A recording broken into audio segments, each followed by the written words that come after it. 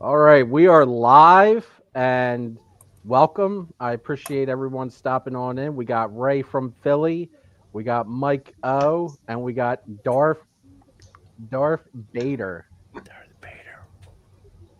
aka Mr. John Keaton.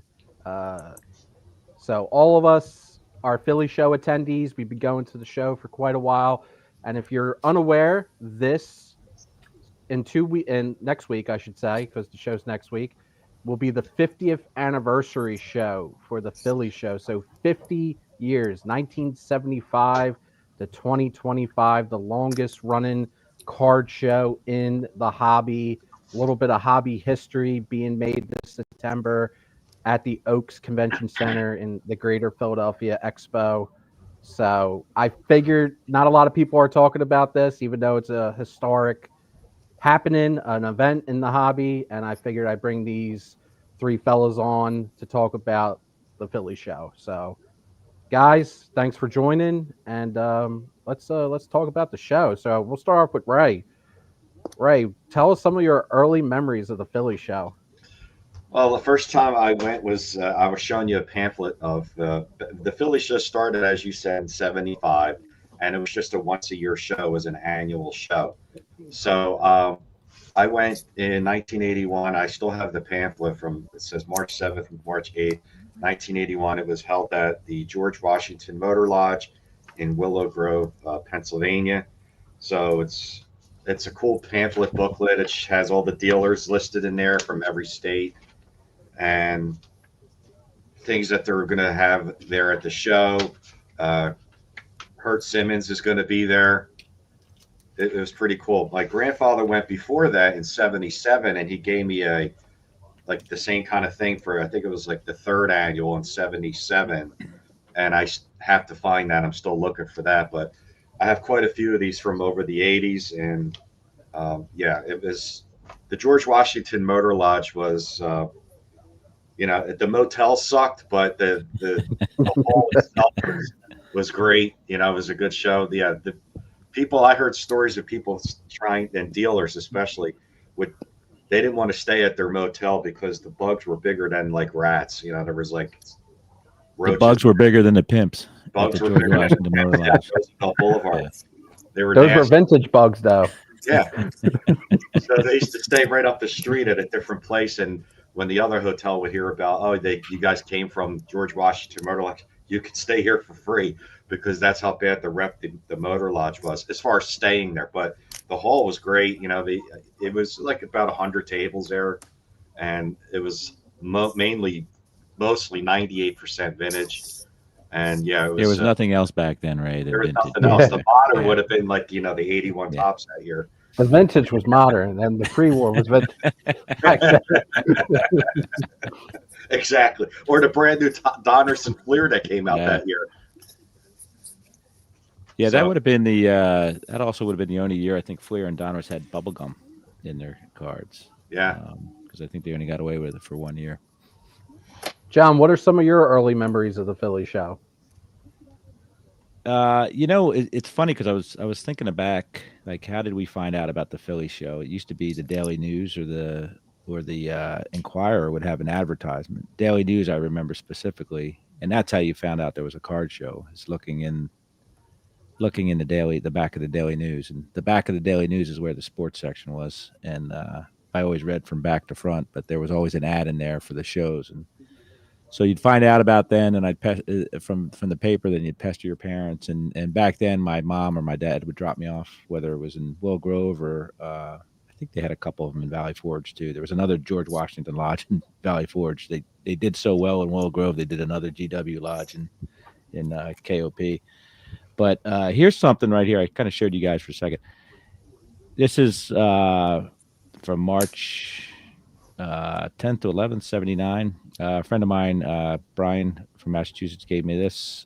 But what's cool about this is where the first Beckett guide was launched. That show, March of 79. So that's when the first price book, the annual, was launched, right? So, and then later that year, at Christmas that year, they went to a second printing. They went to this cover. So had a lot of. I think that's a pretty influential or pretty monumental thing in the hobby. Obviously, right? I print a bunch of these books up. They sell out immediately at the Philly show in 1979, March of '79, and the hobby was never the same after that.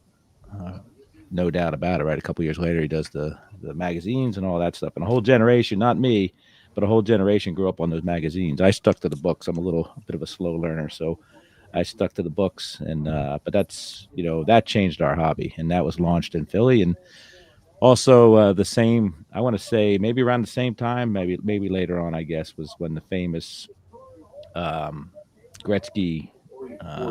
The phone call for the Gretzky Hannes Wagner came through, and they ran up there real quick. Those two shysters ran up there and bought that card, and the rest is history again, right? So yeah, a lot of stuff. We joke how we don't care about anybody else, but like Philadelphia is very passionate, and that card show has been going on forever because of the the fandom and the way Philadelphia fans are and all that stuff. So looking forward to next week. It's 4 days and 22 hours away. It says according to the countdown on the website. But it's a great show, and I'm happy that it's in Oaks because it's getting closer and closer to my house. It's probably about 10 minutes from my house now. So I think they finally found their permanent home. They've been there for a while, but I don't want to go back to that casino. That casino was not fun. No, I don't see them anytime soon moving back to the casino. Yeah. Oaks is a great venue for them, and it gives them space to grow too. Yeah, because the show's just gotten really massive, really big over the last couple of years. Mike, what are some of your early memories from the Philly show? Well, as John said, a lot of history, and we talked about it on Hobby Palooza a few years ago. A lot of Philadelphia stuff. So, you're welcome, Hobby.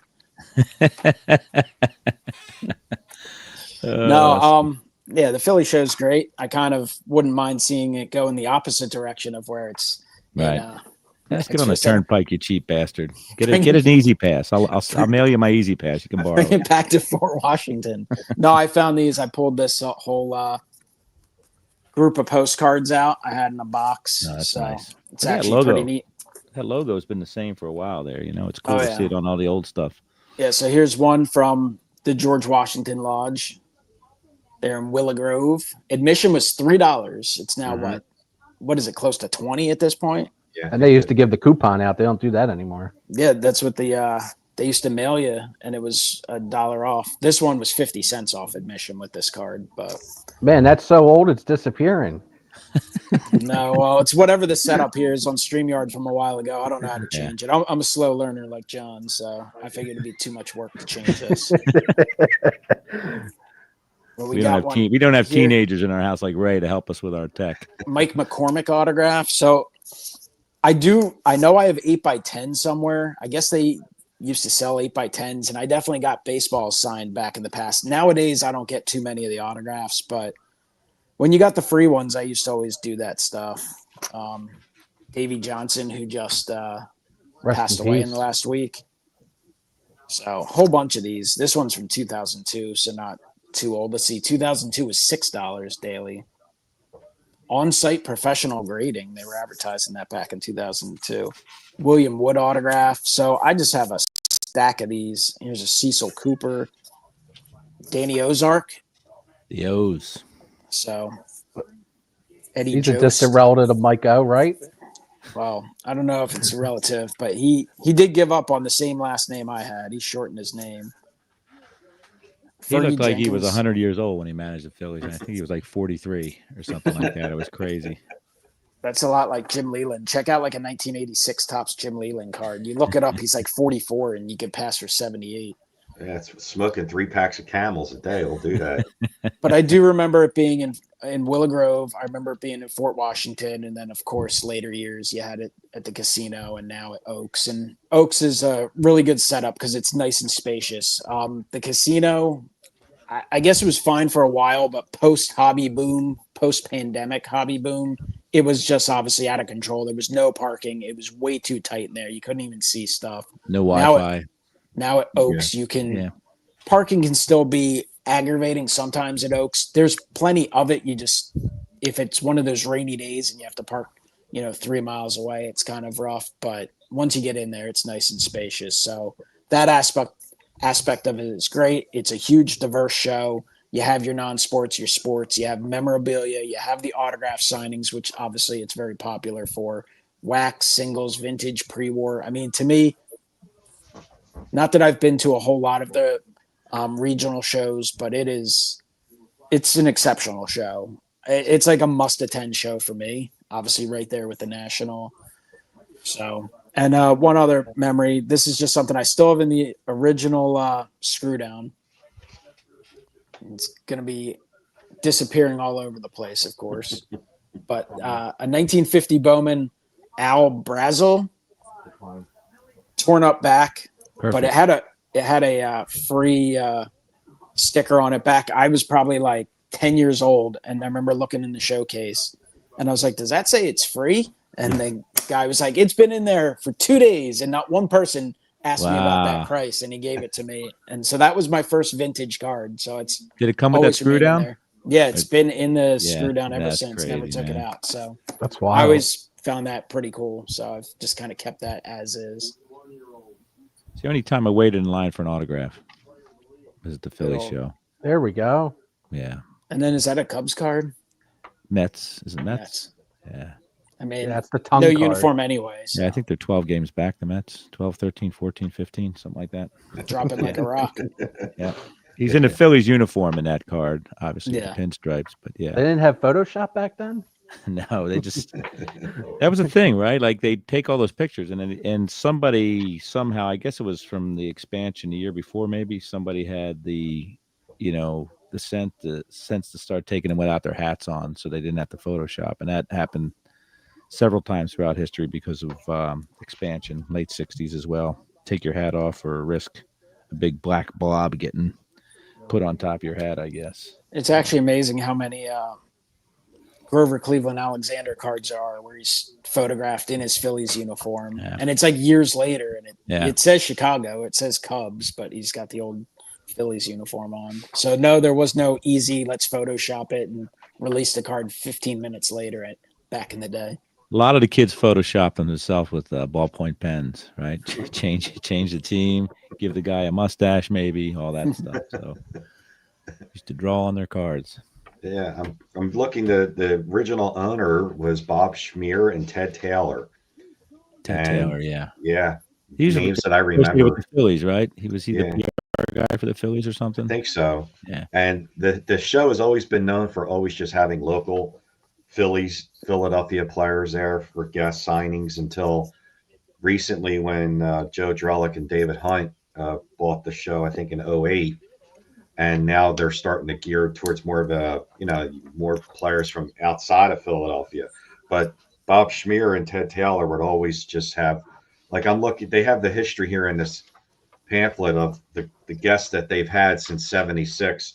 Yeah. And it's correct. It's just all, like you see here, all the history of the Yeah. Philadelphia guests. There's a lot of Del Ennis's in there. And, Yeah. and Bobby Andy Shantz Sherman. and Yeah. Andy Bobby still Shantz has going. been there. Bobby Bobby's Shantz my still boy. was going in 81. And he's listed for every year. Like they have 75s guests: Johnny Ogden, George Patton, Eddie Miskus, Del Ennis.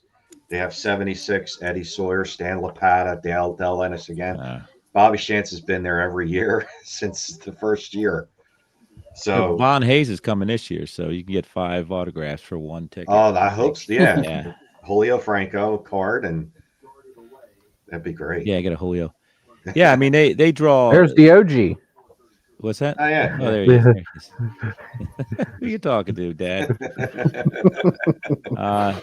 Yeah, they have an uncanny ability to get a lot of in-season athletes too. I know, like you can only get the Philly teams, but there's times when the Sixers will come in mass and the Eagles will come, and it's just crazy how they're able to get the players in season, which is rare because then you can get all of them, or you get a good portion of them. Instead of like a 1 or 2 people that are around during the off season, you get the whole bunch. But this year, old Garrett Stubbs had to cancel, I hear. So if you bought a ticket for that, Ray, you might be able to get a refund. Yeah, I'm a little disappointed. It's got Rudy there, Tony La Russa, Ricky Williams this year. Wade Boggs, Andre Dawson, a guy named Steve Garvey. Haven't heard of him. Bill Madlock. So there's some Mighty good Ducks, national people right? there. The Mighty Ducks and the and someone Sandlot. else. Yeah, One of the Sandlot. Sandlot people are going to throw down with the Mighty Ducks people. I wonder if they had to sign some sort of ceasefire there, but they'll all be there. So not a lot of Philly people, oddly enough. I mean, Fletcher Cox will be there, but and Von Hayes and Terry Mulholland. Well, that's a reoccurring trend that I've noticed. That's something that's changed about the Philly show over the last 5 to 10 years. If you were going prior to, I would say, 2018, the dealers there, a lot of them were local, and Yep. a lot of them had like a real specific focus on Phillies cards, vintage Phillies, Eagles, Flyers, Sixers, all the Philly area teams. And they were expensive. They were more expensive. Yeah, and you would see a lot of like the rare oddball, like Phillies cards, like the real toughs, like Loomis Peanut Butter, the Sealless, like some really tough stuff to find in the wild. But I've noticed over the course of time, especially since the pandemic, the Philly show has gotten more of like the national circuit dealers. Yep. Where the guys that do the Dallas shows, the guys that travel the country, Strongsville, Chantilly, all that yeah. stuff. Yeah. So, but I think that's more of a commentary for the hobby as a whole. Like the regional shows, I won't say they lose their identity since the pandemic, but they have less of the local feature, if that makes sense. Yeah, how do you guys? I know Miko is always searching for odd stuff. Dick Allen and all that stuff. Do you think that's going to be even more difficult now that he's in the Hall of Fame, Mike? It's the first show since he got inducted, right? Do you think there's going to be any difference in? Yeah, it should be the first Philly show. I guess he was first Philly show. Yeah. Yeah, I mean, he's been kind of creeping up in terms of price with certain things anyway, so I'm sure just adds to it. You have the people who don't care about him; they just care about having an autographed Hall of Famer or adding to a Hall of Fame registry. I'm sure you see the competition build like that, but there's still some cool local stuff. You guys find some cool local stuff there still. Oh, for sure. Yeah. There's definitely I don't want to get it wrong. There's a lot of dealers there that are local that do have a lot of very specific things to the Philadelphia area. But if you were going in like 2018, 20 or the 2000s, the 2010s, there was a lot more of a focus on that. Whereas now you get more of like the more popular names, I would say. Yeah. Or you got the showcases of Pat Mahomes and Joe Burrow and whoever's popular in basketball nowadays. But the good thing is I know, Mike, you collect a lot more modern than I do or Ray does, but we could still there's still enough for everybody, which is great. And I think this year, if I'm not mistaken, they're kind of going to segment the TCG stuff maybe. They did that last show. Did they? Okay. Yeah, they put them in the back room. But I think that's a huge strength of the Philly show because I always joke to Ray and Mike, John. I don't know if I joke as much about it with you, but the Philly show is a historic card show, and the great thing about it is, like, it includes everything. So it has all eras. It has pre-war. It has cards from the 1800s. It has vintage. It has 50s, 60s. You got like modern from the 80s. You got the 1990 junk wax, 1990 non-sports junk wax, like Alf cards and all that. Then you got non-sports. There's one dealer that sets up that does all vintage non-sports. Yeah, I love that guy. Then you got the TCG, and I have seen TCG over the course of my time of going to the Philly show, but there's definitely a lot more now. But I do like that they're featuring it, but it is in its own confined area. So if you're interested in that, you can go to it. What do you think about, I would love, and this is my own personal pet peeve, I'm not a big fan of like the museum or aspect of things, meaning the auction houses and all that stuff. I'd love to see more tables and less of that. Yeah. I don't like to see gold in the first thing when I walk in, or I know they have to take the money and all that stuff. And I do know that some people appreciate looking at cards, but I'm more of a person who likes to look at cards I can get, right? Attainable cards as opposed to driving around neighborhoods where, looking at houses I can't afford, right? It's the same thing with cards. I'd rather see more cards available and stuff like that instead of the auction previews and all that stuff. But I'm sure it brings them a lot of money. Well, I know me and Mike. I'll speak for Mike here. I know we wish Mr. Golden didn't pop around too much around the Philly show because he always gets there early and buys up all the Chase Utleys, or so I've been told by various dealers. Is that for his own collection, I assume? I'm pretty sure. Yeah. I've had like several dealers tell me that. Really? I didn't know that. I didn't know that. Why do you think you never see any Utleys, Ray? Yeah. Why do you think the showcases are bare? Yeah. Not looking, to tell you the truth, but Wow. Well, it Here's is the some cool- oldest show, Ed. You know, everyone, the people have said about Strongsville, this is older than the Strongsville show.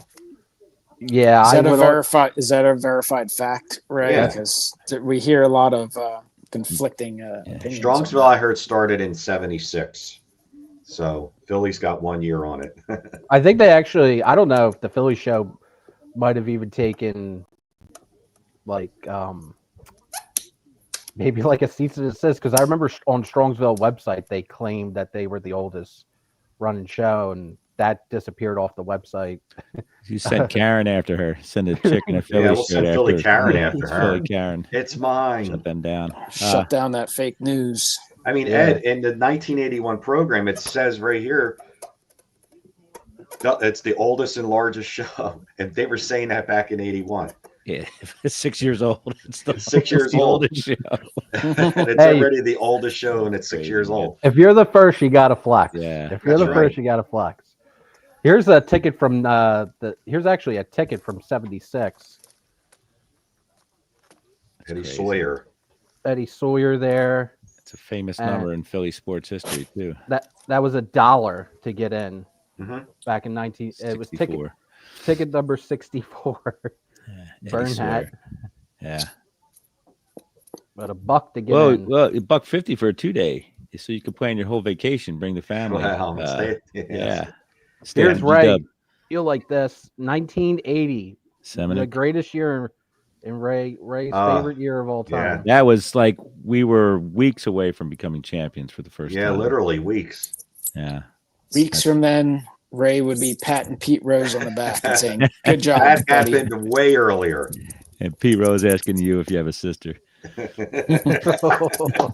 Oh my God. a younger sister. Preferably. It's true. Here's the program from '76. So this is the second year. Right. What's that Strong. photo from? Is that That's Eddie 65 Sawyer. tops? Oh, is it a 65 tops? I can't see Looks the like banner. Is it 60? Can't tell. No, maybe. He wasn't mad. Gene Walk was No, mad. yeah, at no, 65, you might right? be right. You might be right about 60. This is Can't- like the it's dealer very, list. very dim. How many So of those guys are still setting up, Ed? There's some people Well, from Detroit in We saw here. last week, Mike, and Trevos. They're the ones that keep voting Chicago for the national. Some people in Ohio. So even back in '76, you had people from the Midwest traveling all the way to Philadelphia to go to the show. Pennsylvania. Well, if there's only one or two shows to go to, they got to travel. Yeah. You Gotta mean go there to the wasn't a oldest. show on an ice rink in Ohio at the time? Yeah. No, there wasn't even an ice rink back then. It was on some seamy carpet in a small Best Western. They only moved to the ice rink in 24, I think. It was in some ballroom at the Best Western prior to that. Overrated, in my opinion, Strongsville. Yeah, you heard me say that. Because Well, Philly's show has everything Strongsville sounds like doesn't Darth Vader's about to get canceled. It's true, man. Strongsville jumped the shark. I have heard that from anonymous sources. I've heard the Philly show is exponentially better. Yeah. So Oh, God. I yeah. can't- everything you want. I've never gone to Strongsville. I've always thought about it, but then there's been Cleveland Nationals or just too much other stuff going on when it takes place. So I'd like to go there at some point and check it out. But We all have a mutual friend, Andrew Nuffsaid Cards. He's been going to Strongsville for many years, and he does Philly show too because he's close to both shows. The drive is feasible for both, but especially now, like I've talked to him extensively about the dealers that set up at both shows. Like it just doesn't make any sense if you go to the Philly show for us, like for the guys who live in the Philadelphia area, to also go to Strongsville because it's all the same exact dealers. Yep. The only difference is that the Philly show is massively bigger and more historical. That's the only difference. And closer. And closer for us. Yeah. That's the only difference. So, like, it's hard to justify driving out there for me. Just speaking for myself personally, it's hard for me to drive out there to go to it when I can just 3 times a year just go to the Philly Especially show. when they ban WNBA cards. What's the point of you going? Like, you're going to get no there. dragon Like, what's all cards this either. old shit? Yeah. No, the imaginary dragon, John. Despite the narrative, the imaginary dragon is on the ice rink. Is it really? Yeah, Underneath the there was. wood. I've heard there was 2 dealers that had Pokemon Okay. there. Yeah, I was there in 24, and I like it was nice seeing some people, but there was nothing there that I had, I had the chance to get that I couldn't get in at Shriners, at Chantilly, at Philly Show, or whatever. Like I said, there's a lot of repeat dealers and all that stuff, but nothing against them. I mean, I love that they have their own long running show, but it's a different deal because it is mostly old fogies like us, but it's it's not this like Philly's bigger, better, and still manageable, right? There isn't the the nonsensical, the long waits for everything, the bathroom, the food to get in the door, and all that stuff. I mean, it's big enough to handle the crowd, which is perfect. And like Mike said, it's expandable as well if they need to, so long as it's not a dog show or a jewelry show or something like that going bird on. show. There always seems to be a dog show. Yeah, I was going to say, one of the last shows, most recent shows, I remember I'm driving around looking for parking, Birds. and I saw like a donkey or something like tied up. Well, that's to Oaks. That happens in something. Oaks all the time, man. We're Yeah, out in I'm like, what the hell's what is going on? There's a Wawa less than a mile, a half a mile away from right into the entrance of the Oaks complex there. You guys remember when they had the flood in Valley Forge and they had it in Oaks, and That it was was 2018. Yeah, it was in the smaller room. I went by accident in the bigger room, and I was surrounded by 5 million birds. Like, where the I hell thought I are the was in the cards? movie The Birds. I mean, And there bird was ladies. What's worse, the birds or the bird ladies, man? That's Both. Yeah. Holy So crap, man. it was 100, and then I saw Mike go, and they're like, "Oh, it's around the back because they couldn't get the big room because it was the flood happened last minute." So, man, yeah, like parrots and Yeah. I just didn't like the setup. Like it was. I'm a very simple person. I like big squares, and that's what Oaks is. It's Yeah. one big thing. You can see the whole thing, man. I would get lost in the casino all the time because it was like a trapezoid or something. But where am I? And then again, no cell service or anything like that. Which You must love the National then when you got that's all right. about Yeah. 18 different rooms, and you're And like, then you where got to go up a where the hell ramp. am Like I? all of a sudden, there's a little bit of a hill I've climb heard- in the middle. Speaking of the casino, I've heard stories of Pete Rose playing craps. No, That true? no. Right? believe Did you that. play the pass or the don't pass on Pete? well, Pete was, he had this wall around him, where only, he had privacy. No, I don't know. I'm like, Did you have to stand on a I'm only phone book to kidding. make a bet to place a bet? I used to hear Leonard Toews, former Eagles owner, used to do that. He would have like this In AC, partition yeah. wall Yeah. built around his table so he would have some privacy. And that's kind of common with celebrities, I think. Speaking of AC, this is probably one of my all-time favorite pickups The from the Maze Philly Mail? show. The Yeah. the Oh, AC Maze, yeah. Willie. Oh boy, Always Nice. got to show That's the AC awesome. Willie. yeah. Both him and Mantle got banned, right? Or no, Yeah. Scoot Snyder, or was it? No, it's Mantle and Mantle Mays and in Mays, yeah. '79. Yeah. Yeah, it's crazy. That's good stuff right there. There is a Mantle version of this out there Yeah. somewhere, like signed. I'm sure they're a little more expensive. Yeah, But like I told the dealer when I bought that, the dealer actually cut me a price off the sticker, and Never pay I sticker, asked him- buddy. I asked him, I'm like, did they make a Mantle version of this? He's like, yeah, and I wish I had all Mantles instead of Mays. I'm like, well, why? You have the better outfielder, man. I'm like, he was a better player. Yeah. He's like, yeah, but the Mantle's worth way more. I'm like, I understand. I'm just saying. last time Mike O paid sticker was that 50 Bowman that he got right there, the free one. That's the last time he paid sticker on something. I asked the guy if he could give me $1 to take it, but he turned it down, so I took it. Would you take -$1? So By the way, speaking of dealers, I remember what on the backstage what I was going to potentially bring up because I know Ray's got some juicy stories in regards to this particular dealer. But a guy that older people seem to really like, but to me, he comes off as the Jeff Wilson of the 1980s. That will be the Mr. Mint. one Mr. Mint. Ray, can Yep. you tell us some stories of the one Mr. Mint? Because he God. used to set up at the Philly show, Yeah, and he would was set up- notorious. he was set up pretty right up front too, and you would go with your cards, and he would look at them, and he would tell you like, "This Your is what cards you're are getting." shit. Yeah, Your this cards is are what shit. your cards are shit. This is what you're getting, and very intimidating, and just I hate to say it, person that's no longer here, but yeah, rip off artists galore with really underpay, not even like 30% of book value. If you're lucky, you Too got bad he's 20. not around now. He'd probably do well on YouTube. He could put out a series where he, Yeah, buys a bunch of collections Yeah. from desperate people at under you could go price. on Netflix, and do like a auction house miniseries. Ray's pissed he wasn't buying his Phillies just 79 scored. Phillies Burger Kings. Is that why I'm telling you, man, I'm just like so Mr. Mint didn't want frustrated. your Warren Brewster, your 79 Warren Brewster? He Burger didn't want King? that or Sochet. I mean, he was ticked off, but he would just like people were intimidated by to even go up to his table because this is how it was going to be. And He was the only one doing it too. Yeah. Like the only one doing that type of flamboyant. Now you can't swing a dead Mr. Mint without seeing that at any show, right? Everybody's got their little signs set up, and the lines we're buying. And what's his head did it this year? The guy, the what's Jeff his head Wilson. from Leaf? No, he did it. He was BG, Brian Gray. Yeah, he did. Wilson did it last year, right? And we were like, why is that happening on the show floor when dealers can't get tables? And this year, BG did the same thing, man. And it's crazy, absolutely crazy. Rosa would look at blinders, man, and not even he knew of the price before. He did not. I mean, he literally would just go like this. He wasn't going through pages. Like he had the price. He already knew what he was going to pay. You got a complete set of 53 tops. I'll give you $18, not a penny. Yeah, I mean, literally, it was like that. There's still videos out there of the horror show. Like you want to watch like straight horror, like The Exorcist or something like that. Watch a Mr. Mint video from 15 years ago where God. Telling your stuff is shit, but he still wants to buy it though, right? Like, you don't have anything. I'll give you.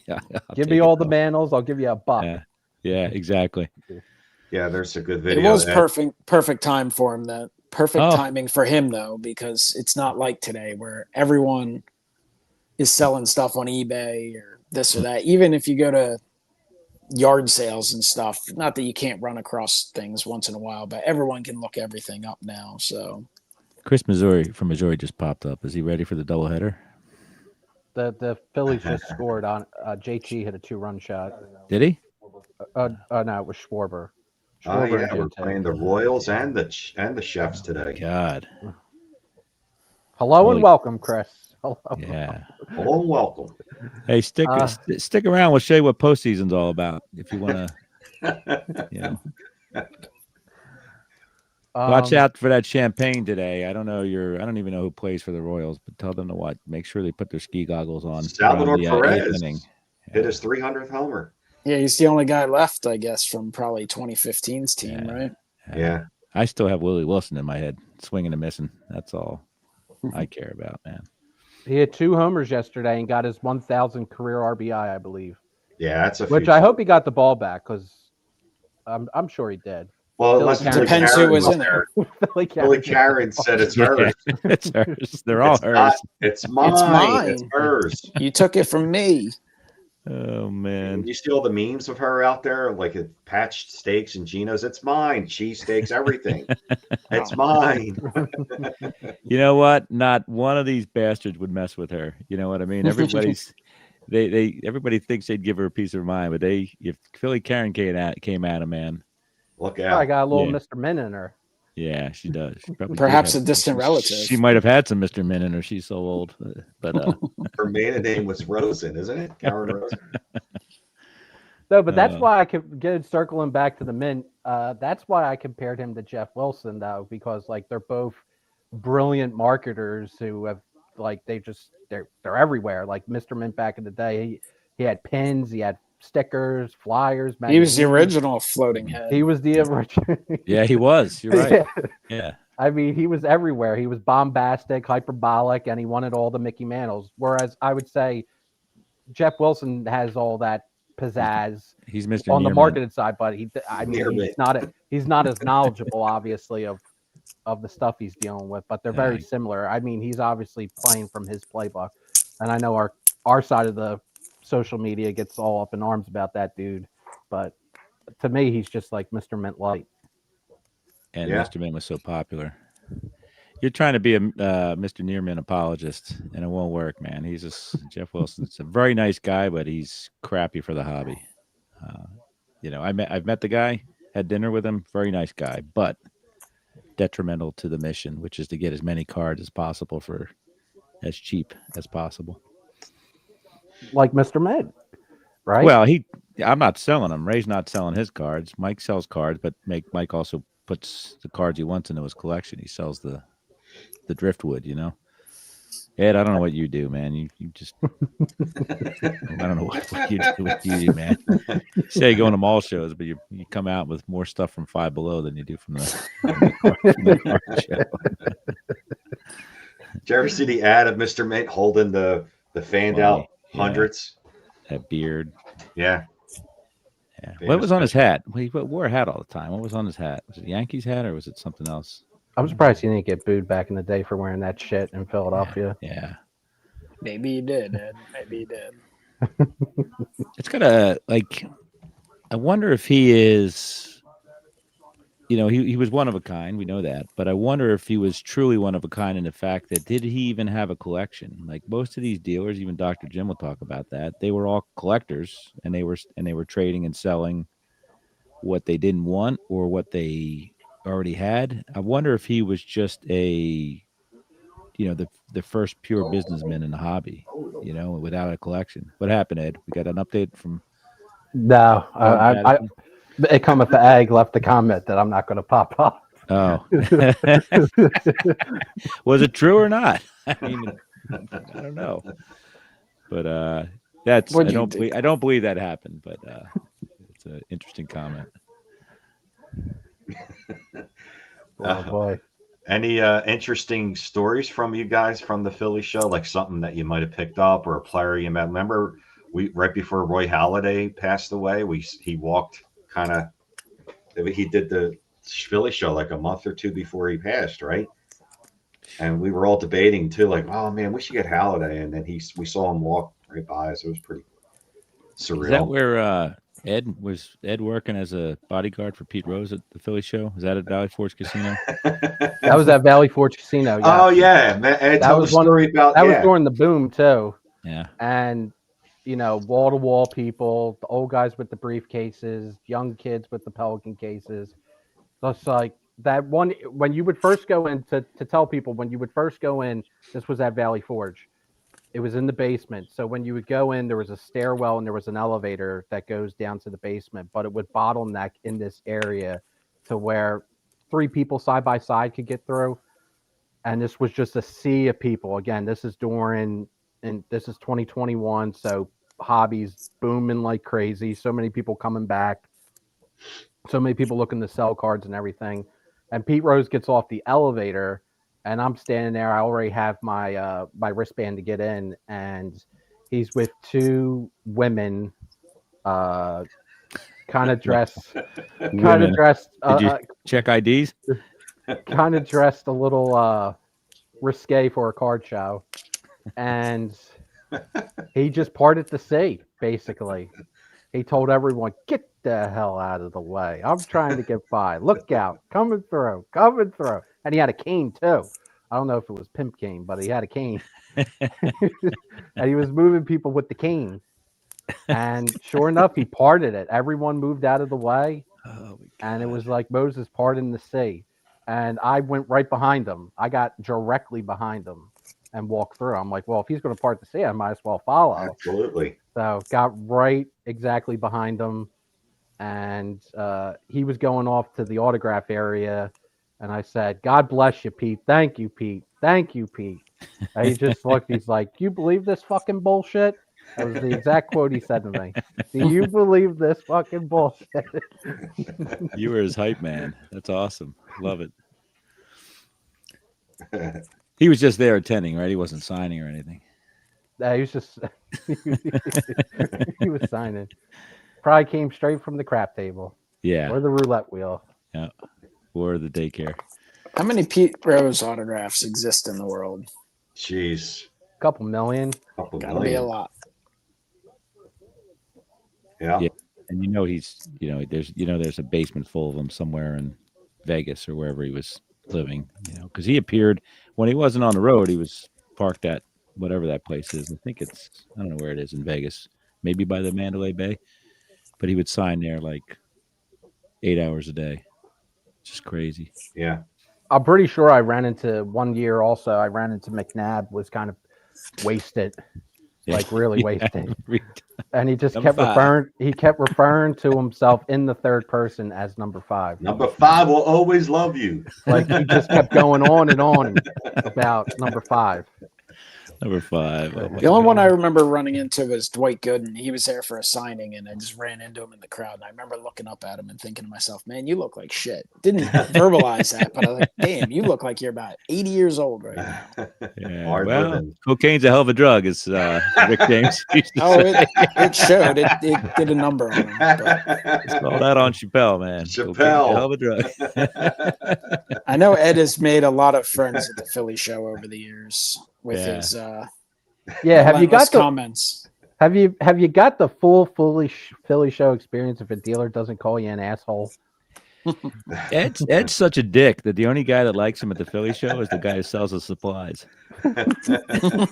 That miserable SOB.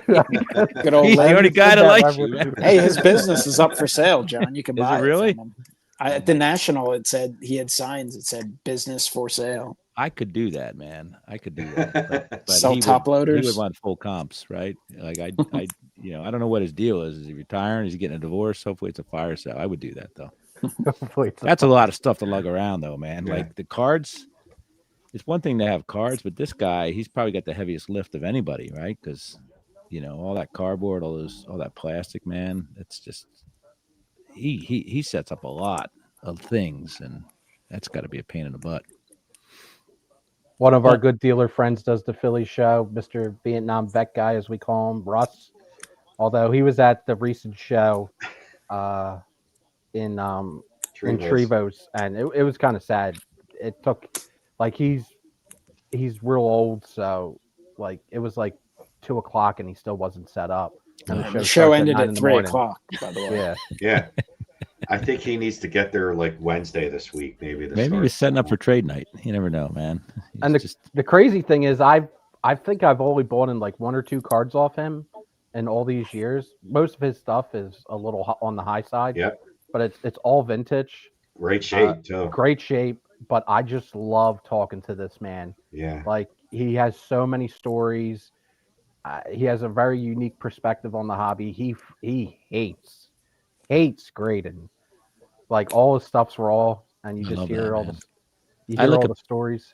people like that, and like, what's his end game, right? Like, what happens when he goes away, and what happens to those cards? I'm sure they all have a plan in place, but you never know. A lot of these guys might not have families, or their wife passed, or whatever. There's a guy that sets up in Dallas, Jerry, sends out an email every time Dallas show, and he'll list everything he has. And I've sat down and talked to him for like 45 minutes sometimes. His hands are trembling, all that stuff, and still has some great stuff. But I wonder what happens to those cards when he's gone. Just crazy. Mm-hmm.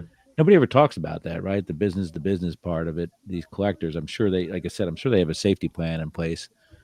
But just wonder how much it costs to buy some of these guys out, or to buy their inventory or whatever.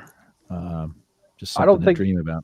I think for some guys they probably wouldn't want to do that only because like it fills a need for them. Yeah, it's a their social life. need. Yeah. Social need gives you something to plan for, to look forward to. Yeah, but something's got to happen at the end, though, right? Like someone like Ed, I think, has it in his will that says just put all this stuff in the casket, because if I can't keep it, no one else is getting it. No, my plan is put everything in a box, throw it in the Hudson to be with the other 52 Manals, and put set it on fire. Well, all your cards are plastic, dude. Like this won't melt in a river. This thing, okay? This will They'll find it 1,000 years from now. now. Yeah, they'll find it with sharp corners. It doesn't have any corners right now, but they'll around it now. They'll be sharp and for future generations. Yeah, there's some good dealers there. A lot of the same dealers been there for a long time. Yeah, I Um, found yeah. I found a dealer at the National who lives between me and Oaks. It's like, 4 miles away from me, and I'm like, why did I have to come to the National and find this guy? Like, his dad taught me science or history in 8th grade. We had this discussion, and I never knew that, I never had run into him before. I ran into him at the National. He was set up, and now I can't wait to see him at Oaks, because now I can get more stuff from him and all that stuff. But it's just it's crazy. You have to go halfway across the country to meet somebody that lives 5 minutes away from you, setting up at a show that's 10 minutes away from you. Yeah. I got to thank Mike O, though, for finding me the Dick Allen rookie at the Philly show about 4 years ago. I found it Dick too. Allen. Yeah. We were fighting over who was going to buy it almost. I had mentioned that I am in the search today for the Dick Allen rookie, and there was one there in the PSA 8. And I don't know if Ed or Mike O came over to me and said, yo, there's a guy way over there in the corner that's got it. I went right to the ATM, and 3 minutes, it was gone. What'd you pay for it, Ray? Back then, 150. Wow, that's pretty I good. thought it was less than that, right? You know what? You might be right. I think I got it down to like 105 or 125. It was. What do you think that is now? Ray flipped it. Ray flipped it last year for 800. You son of a bitch. Yeah. No. Ray's now number 3 on the Dick Allen PSA set registry. Would that have, if you would have bought that if it was a SGC? Do you have any SGC stuff? I don't have any SGC stuff. Because of the registry, I'm a prisoner of the registry. Which I don't mind. I like, but yeah. Is anybody grade on site at Philly? I don't think so, right? Not now. Not now. Yeah. I don't know if anyone really has. They've taken them always. Everyone. Yeah, they take them, but I mean, it's a big commitment to get the stuff out there. But I know some shows every now and then they'll do on-site grading, and I wonder what the threshold is. I'm sure Burbank now that's one that they do on-site grading, maybe. I still think Mike Payne should be giving you like a small commission. Yeah, really, man. Royalties. He should be hooking you up, Ray. Well, the amount of times you have said Mike Payne in the last like 10 years. Oh my God. And Mike Payne's cost you a shitload of money. Yeah. That's why. It's good and bad. It's like a speedball. It's the best thing that ever happened to him. It's the worst thing that ever happened to him. Yeah. Man. It's like, I might have to have him on my channel, and I should not get charged anything for having him on. Does he ever do anything? I've never even seen the guy. He was on my channel 6 years ago. Oh, yeah. Oh, you know what? Speaking of which, Ray, why don't you tell us a little bit about the meetup that you're planning on? Oh, yeah. So, as you guys know, there's meet and greets for a lot of shows. National, Mike Moynihan does the National for several years now, and yeah, I mean, it was always this year. I was going to say it was always a really good, good hangout this year. They decided to go with the picnic. I don't know if that's. I came from my hotel. The first person I see is Mike O. Everybody's pouring out of the hotel like somebody set off a bomb.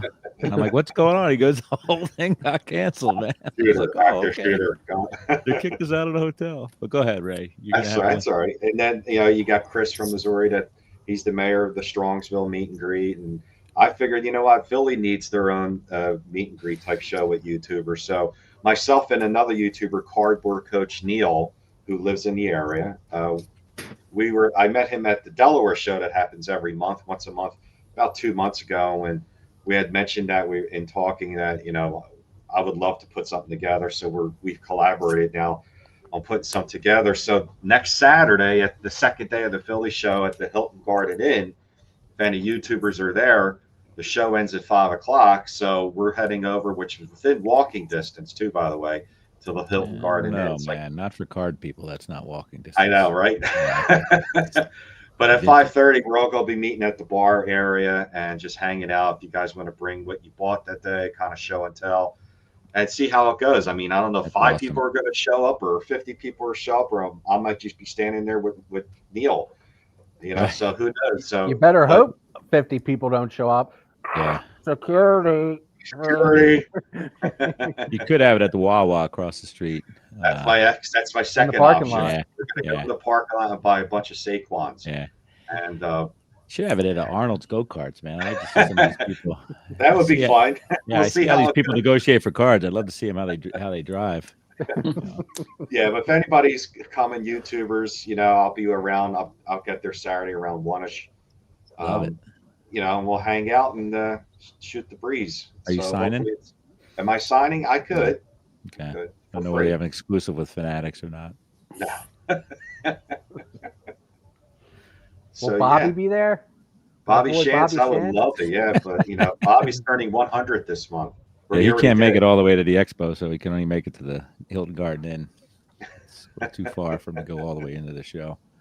That'd be cool if he comes. I haven't seen him. I heard he's really slowing down, what I gather. I mean, he was a pretty chipper in his 90s, Yes, but he was breaking hands just a couple years ago. Yeah. I heard. Well, a dealer at the National told me that something with his hip was a little out of whack. Yeah, and it's hard to And at people, that age, people don't recoup the way we do. Yeah. I'm almost 60 myself, but it's your body's an amazing thing. Eventually, it says no mas. I did see a video on Facebook of Bobby. People were celebrating his 100th birthday, and he was sitting. It was an outdoor, like a yard. Yeah, and it was like over in Ambler. They had something for him. Is that where he lives in Ambler?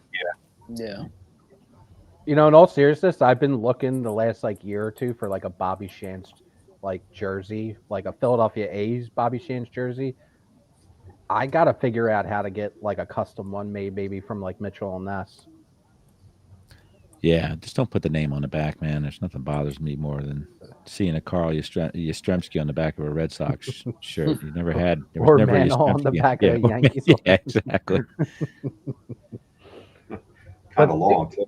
He's such a treasure trove, though, Bobby, because he knew Chief Bender, he played with the Cornelius Mack. He played with Whitey Ford, right? I think, right? I mean, they were on the same staff, right? Yeah.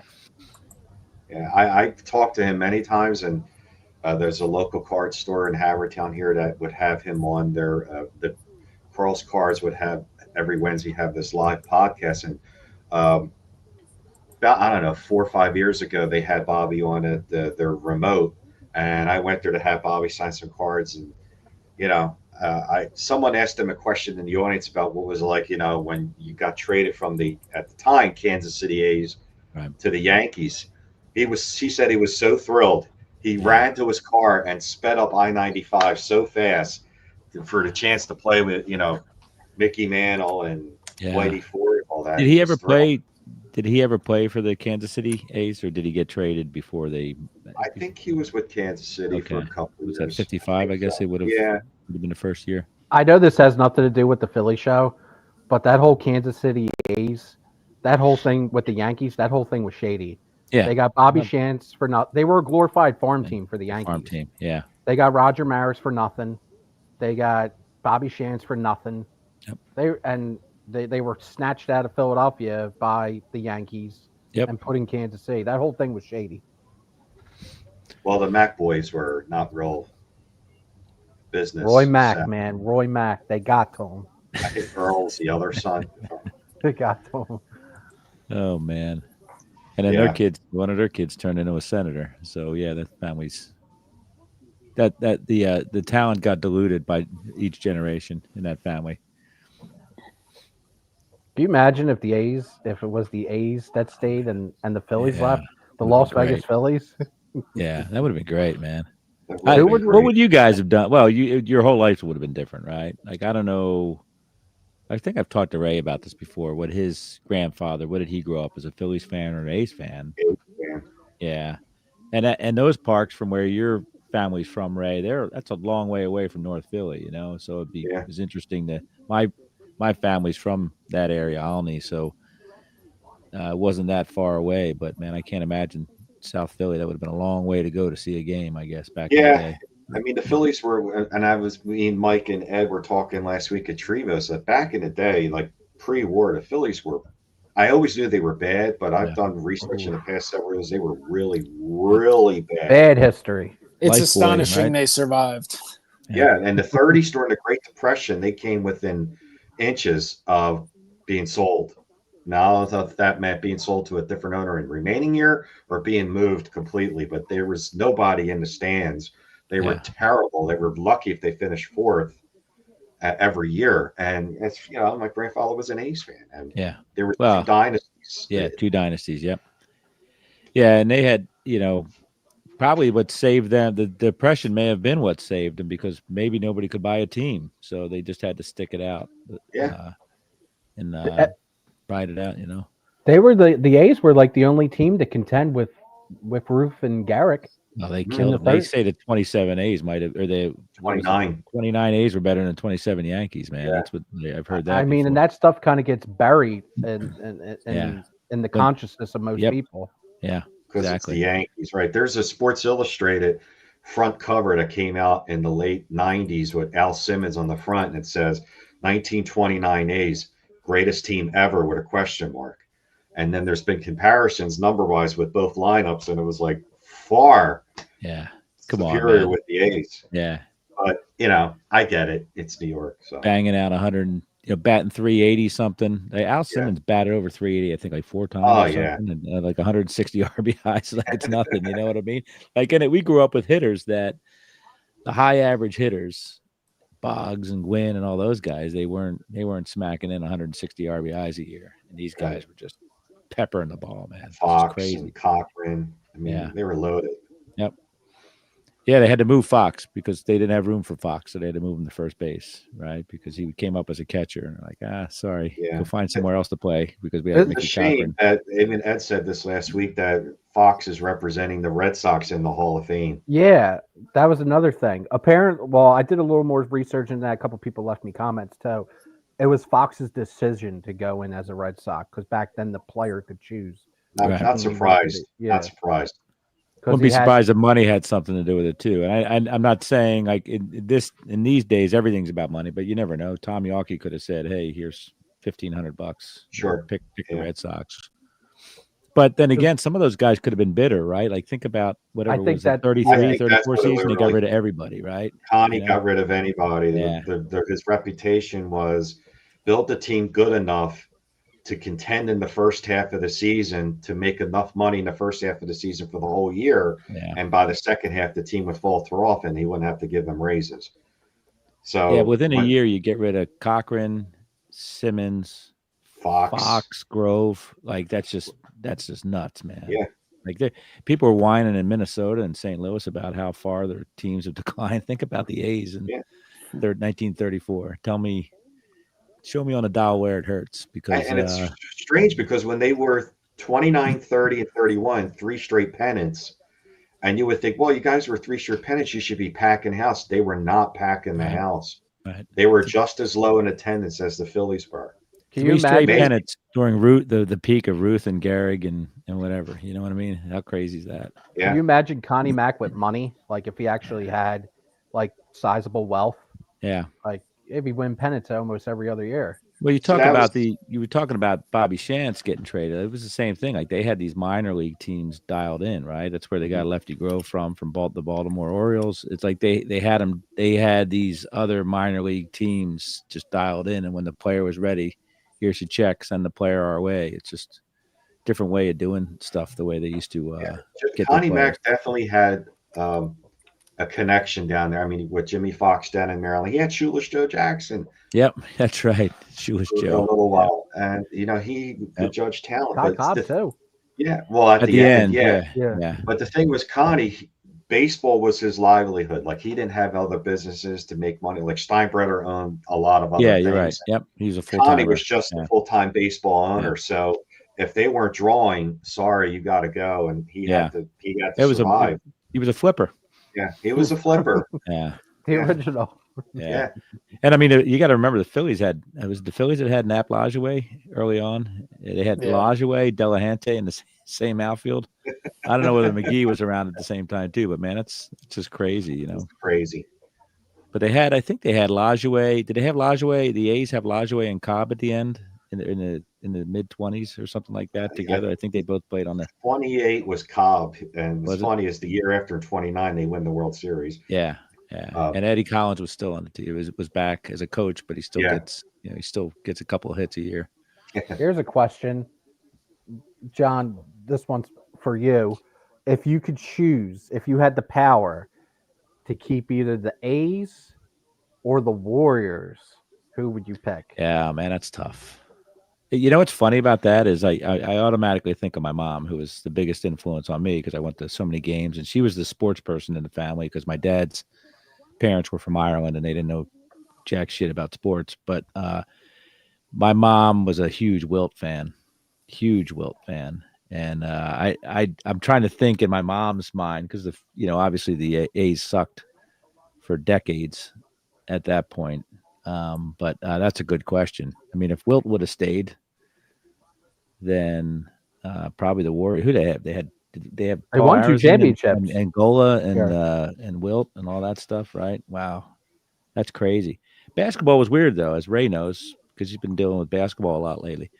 Just the huge gaps in basketball and the popularity. The obvious choice to me would have been A's because basketball was like something played out of the limelight and all that stuff back then. So probably in real time it would have been the A's because baseball was everything and basketball was, at least everything was light years behind baseball back then, right? Even football in the early 60s was light years behind baseball. So like that probably in the context of the times, it would have been a no-brainer, keep the baseball team.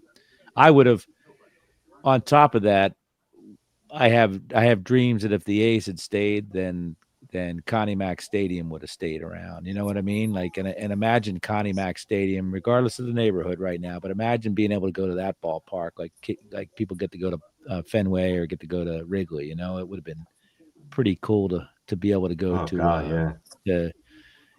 Tug McGraw jumping in the air in 1980 at Connie Mack Stadium instead of the Vet. Would have been incredible. I heard stories when they closed that place down, like people were ripping everything. My dad took me there once in the 70s, and he's like, and he had a pair of chairs from that sat on our front porch forever. And one day they were gone. I don't know what my mom must have gotten rid of them, but man, it would have been cool to have those chairs too. Because my dad was one of those urban explorers. We went to Eastern State Penitentiary before they fixed that back up. We went to Connie Mack Stadium, and he was just kind of a curious guy. So. Yeah, that was a cool stadium, man, because it wasn't, it was kind of built in phases like a lot of these stadiums, and like Fenway was built to kind of fit the area and all that. So, I was at Wrigley this year. I actually went during the National on the Friday of the National to another game with my son there, and it's still kind of cool. Those, even though there's a lot of commercialism in those stadiums, it's still cool to see those old stadiums. I hate seeing advertisements on the Green Monster, but at least it's the Green Monster. Mm-hmm. So I would have loved. I mean, I love the Vet. We all love the Vet because we grew up going there. But I mean, it would have been cool to have like. Man, I missed the Vet. Historical part. Yeah.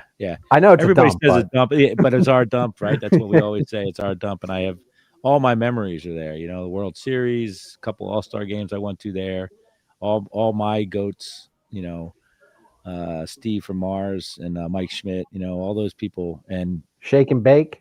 I was there the night Kevin Gross got tossed for having Emery board in his glove. It's like, and not knowing what happened because you don't have a cell phone to tell you what happened, so you got to read about it the next day. Like, so does he have a blister? It turns out he's got a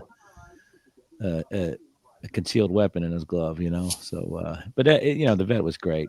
Whatever, it was a shithole, but man, those hot dog wrappers blowing across the outfield, right? And that rug on the field was awful. It's almost green paint. I think if they painted it green, took out a lot of people too. Especially September, you could still see the 30-yard markers. Yeah. And it's cement. It was just cement underneath that rug. I remember how Rose used to run around bouncing the ball after every, you know what I mean? He catches the ball, he spiked the ball. And it bounced like a super ball. Way up, man.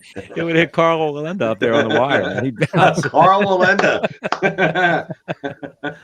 That's good stuff, man. Yeah. I think, Ray, your favorite was the Hot Patrol, the Hot Pants Patrol. Oh yeah, That's with what got you Mary into Sue the stadium. Stiles. Mary Sue Stiles was at one of the Philly shows in the early '80s. I was like, Really? In her outfit? no, Somebody no. wears that at the Philly show. Who is that? One of the dealers always has a chick. I don't know, it's his wife, his girlfriend, his daughter, but always like one year had him in that ball girl outfit, the Uh, whatever The hot those out pants. the The outlawed ones. Remember the maroon ones? yeah, The Saturday night, whatever they used to get this. Saturday Night Fever. Yeah, but she had the Philly maroon outfit on with the hot pants and the white boots, and yeah, it's crazy, man. yeah. I became a man going to the vet. I mean, my father taking me at like 9 years old, and I almost fell down the steps. I'm going down the steps, and she's sitting us. I'm like, Yeah, my dad's like, pay attention. pay attention, kid. Look at that when you sit down. Yeah. They ruined that place when they made all the seats blue, man. Because when you walk in there and it was brown and orange and red and yellow, man, it looked like the front of the Astros uniforms, and it was heaven, absolutely. Yeah, that's heaven. why when they sold all the seats, everyone was going crazy buying the blue seats. I was like, they don't. How long were they in there Yeah. for? 10 Yeah. years? 15 I have at most? I have my seat, the bottom part of the seat, my seat, because I had Eagles season tickets, so I took that with me, but only because like I have more Eagle memories there than Ooh. with the blue seats than I do Phillies ones. Season so ticket holder for the Eagles at the vet. You got stories. 717, man. Yeah. You It got was Oh freaking man, heaven. It You was got heaven on earth, man. 700 Club. Oh my Second to the God. last row, and everything. Everything was every day was an adventure. It was great. We had security guards thrown out. We had the skybox up top. We got in a fight with them once, and they got thrown out of their box, like because somebody accidentally spilled a beer. Next thing you know, man, all these missiles are getting shot up into the skybox. What would happen? Yeah. What would happen if 20-year-old baseball collector was there with his Troy Aikman jersey in the 700? Oh my Wow. God! Rest That in would be peace. There would stuffed be up his there rear would end. Yeah. there would be no more baseball Yeah. collector. They were rest in Yeah, peace. yeah, he'd have. It was a different yeah, crowd. Yeah, Texas Different Rangers crowd. butt plug. That's what that thing would be, man. I He'd mean, be one of the crawling reasons out. why people sat in the 700 level and not below is because if you sat below, you got urinated on, Yeah, exactly, man. which is true. What about Chris from 20-year-old Chris from Missouri with his Joe Montana jersey? Or, well, I mean, you saw, all you have to do is go to YouTube and look at Phillies fans Eagles fans at the vet. Yeah, I mean, there's this one where a guy's wearing a Giants jersey and he's holding on to the railing thing. You've seen Eagle fan coming down the steps, clothesline the fan, goes over the railing. I mean, you put your life into your own hands when you went into the vet wearing a different jersey. I but mean, literally. that's normal though. Like if you go to Europe, you can't go to a soccer game Yeah. and sit there where in somebody else's, like they have segregated sections, and you go, you have separate entrances, separate exits. You have to wait till all the home fans leave before you can leave. That's Well, we people had a say you should prison. be allowed to wear your stuff anywhere, but it's like the rest of the world doesn't do it. So But we all the had a world in prison Philly. downstairs Yeah, with a judge. Yeah, Judge Judge Seamus. Seamus Seamus McCaffrey. McCaffrey. If you got nailed at the vet, you went downstairs to face a judge, and there was Yeah. a jail underneath the vet. We're We had a way guy more mellow that's- now. Well, We really mellowed out. that transition between the two stadiums was like they deliberately broke up people, because I'd look over, like 3 sections over was the guy that used to sit behind me for 12 years, and like they deliberately broke people up. And I have no passion for the Link. I was there the first game. I had season tickets well into the Link, but I have no connection to the Link. The vet will always be it. And the Stars were the worst games than the Eagles because they were in the summertime and people would get really smashed. Yeah. And I enjoyed the Stars games. yeah, the Stars games were crazy, man. So they were worse. They were worse than the Eagles games as far as I could tell. Yeah. Yeah. It's not like everybody doing this. Mike O braved the Link one time with his TB12 jersey, but he was No. smart. It was actually a Teddy Bruschi jersey. He was smart. He had that shit covered up. Yeah. Yeah. I took a shot in the ribs. It's all right. Oh, And man. live to tell about it. That's good. He made it out alive. Yeah. Oh my God. It's usually the parking. If you get through the parking lot, you're okay. It's getting through the parking lot that's tough for some Yeah. people. Yeah. I miss those coming out of the vet. I miss the shopping carts with Pretzels. but with like logs in them on fire to heat the pretzels. You know what I mean? I miss that stuff. It's like I, the old kid get a bag of that sounds pretzels, right? dangerous to me. Somebody No more pick up a dangerous than the flaming, 700 level. pick up a flaming log and throw it at Yeah, somebody. well, No problem. Especially if they lose. ingenuity, man. Yeah. That was always like a built-in fear at our house. Like, if you go to a big game, if they lose afterwards in the parking lot, if they lose, Yeah. it's going to be hell to pay out there. I feel like Philly fans don't really riot though. Yeah, You know, we know it out big time. but We it's took not like edibles. there's no slow burn and pen up. Like we're aggressive all the time, so it's not like oh shit we're gonna snap. We're like constantly snapping, so therefore there's no hey let's go turn cars over in a parking lot. We're pissed off. I don't know. It's like we're just not like that, I guess. Yeah, I feel like as of late, recent memory, any big losses have just been more depression rather than anger. I think there's going to be some anger coming up, though. Not physical anger, though, if the Phillies don't turn one of these seasons into a trophy. You know, We're going to get that Gen X anger going. Yeah. All the therapists in the Delaware Valley are going to be triple booked. If the Phils win, I heard John Grease the Keating's balls. going to start a Nick Castellanos super collection. I'm going to say, will they vote Nick a playoff share if they win, because he doesn't deserve it. That's for sure. 0.01. Yeah, he'll get whatever the bad boy minimal is. Yeah, the ball girl will get more than Nick. They play so much better without him. They need to just keep playing Bader every day. Somebody said, one of the guys, one of my buddies in Chicago, is fascinated with the Philadelphia accent. So he sends me these clips from TikTok and Instagram. One of the guys pretends he's calling in the WIP or something like that, and he says, you know what, Nick needs to go work out in the parking lot and get some, and finally find some good out of when he's swinging a stick around, because he's not doing it on the field. I thought that was brilliant. It's like send the guy out there with a flag. At least when he's flailing at something, at least it's productive. But if the guy wasn't such an asshole or an apparent jerk, then I didn't like him from day one. Yeah, he's a little too cool for school, Ever since I saw that interview with Jim Salisbury, I was just like totally like. That's a dumb question, bro. Did you hear the fans out there booing you tonight? No, I'm deaf, man. And I'm like, yeah. If I was a reporter, I would have punched him in the throat. Yeah. I'll tell you what. If Nick Castellanos is ever at the Philly show, will John be buying a photo op ticket? No.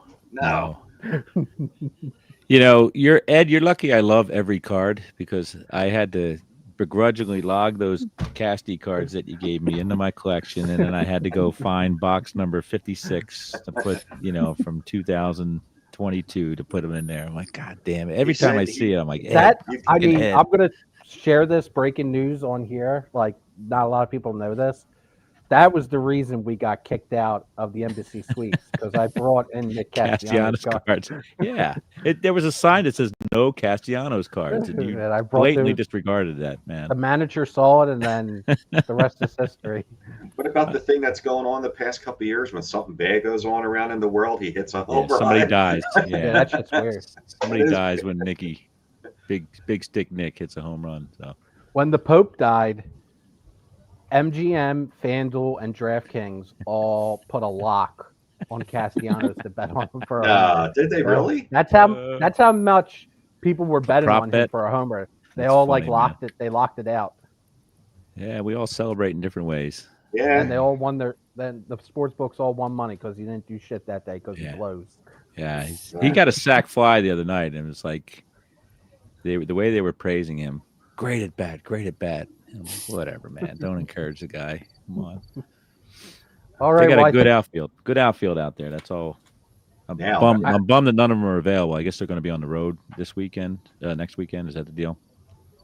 Yeah, I think they're on the West road. Coast trip, right? Okay. Yeah. Mike, are you getting Terry Mulholland at the Philly show? I mean, I have 1,000 of his autographs, but the one thing I never did get signed, I never got my no-hitter ticket signed. I was always There you planning on it, and I There you never go. did. But I can't make it Saturday, so he's signing Saturday. I'm only going to be at the show Friday. No Von Hayes either. When's Von going to be there? Saturday? I think he's Saturday as well. I think Ed should get a Always Sunny 8x10 signed by him. It's like he's more known for being referenced in that show at this point than his contributions to the Only You've seen player the with Mike two, Schmidt one, right? two Grand Always Slams, Sunny one Mike of them. Schmidt one. yeah. Oh, that's classic. Yeah, that's crazy. Who's Mike Schmidt? Who's You mean Mike if Mike Schmidt? Schmidt comes in here, you don't have one for him? He's the all-time leading home run hitter. No, he's not. Well, for white people, no. That's us. That's us in a nutshell, right there, right? It's like, he was at the last one, I think. Michael Jack, or two Philly shows ago. He caught a little heat during the pandemic because he was there during the pandemic, doing just photo ops only. And he had a mask and he had glasses, like visor You glasses. know who it was. Oh, you're So, kidding like, me! you Yeah. and he had a hat Oh my on. god! There's Yeah. no So, like, his there's no face shot was it not- was Schmidt. Schmidt definitely hired a body double to go in there. Weekend at Bernie's, man. It was just like there was no way to tell. It was him. Holy Weekend crap. at- oh my God. was Believe like me, that's Mike $100. Schmidt. That's next level bullshit. But yeah, come on, man. Photo op. You might as well just turn around. Who's Ray getting signed? Ray loves getting his autographs. Probably the same. This weekend, if I get anybody to be Garvey in this rookie card, but I don't know. I have John's a gonna message fucking for him. punch If in you the don't throat when mind. you see him. Yeah, if you don't mind, I have a message. If you can deliver to him. Yeah, John's gonna sign a baseball and give it to you to give to him. I'm gonna send him a paternity test. So, All right. Well, we're at an hour and 16. I think that's definitely good enough. You guys have any closing thoughts for the Philly show? go Go for to it. the History. Philly show. Yeah, I'm just excited for the show. Always look forward to it. Hopefully find some fun stuff and go Phils. 5 Yeah. innings away from clinching Yep. NL East for I think only the 8th time in my lifetime. So Really? I think so. 2 in a row, though, eh? Well, I'm not counting like 83. I guess I could count 83. Maybe it'd be 9, but Is 81 count? well, I was 82. No, I'm saying 81 was weird because it was a strike season. So Oh, there were 2 yeah, East maybe. champions. Cool. Yeah. Have fun, everybody. Enjoy the show. Spend lots of money. Yeah, just enjoy yourself. Don't piss any Philadelphians off. Any predictions for the game later? Eagles Chiefs. Eagles Queefs. Queefs are still scared. How many times do they go to show Taylor Swift? Yeah, right. God. John's we fave. Yeah, right. Right. Yeah. Is she an Eagles fan or is she not an Eagles fan? I have my suspicions. Birds win 27-17. I'm going to say Eagles win and Dotson. Johan Dotson's going to catch a touchdown. See, in my mind, it's 2 A.J. Brown touchdowns. Yeah, he was just not because- happy last Yeah. week. Oh, yeah. Yeah. I can see And that. you're not fearing Travis Kelce? If Tony Gonzalez was out there, I would be fearing that. Tony Gonzalez by far the Yeah. superior player. So Yeah. Not worried about anybody. Kind of like Keith Krepley, but Keith Crafley. Spags.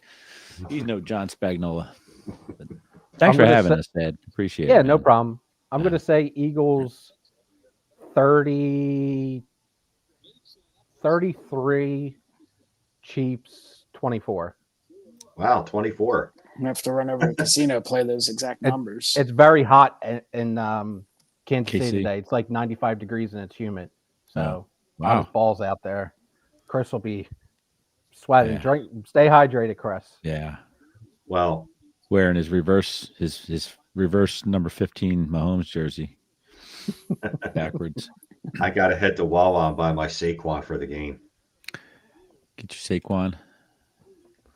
Get But, your champagne too, Ray. It's freaking time to celebrate, man. I Yeah. really appreciate though you guys coming on, hopping on and discussing this. And yeah, it was awesome. So thanks, guys. Thanks, Ray. Thanks, John. Thanks, 50 Mike. years of history, Ed. And we'll end it on that. History, baby. Peace.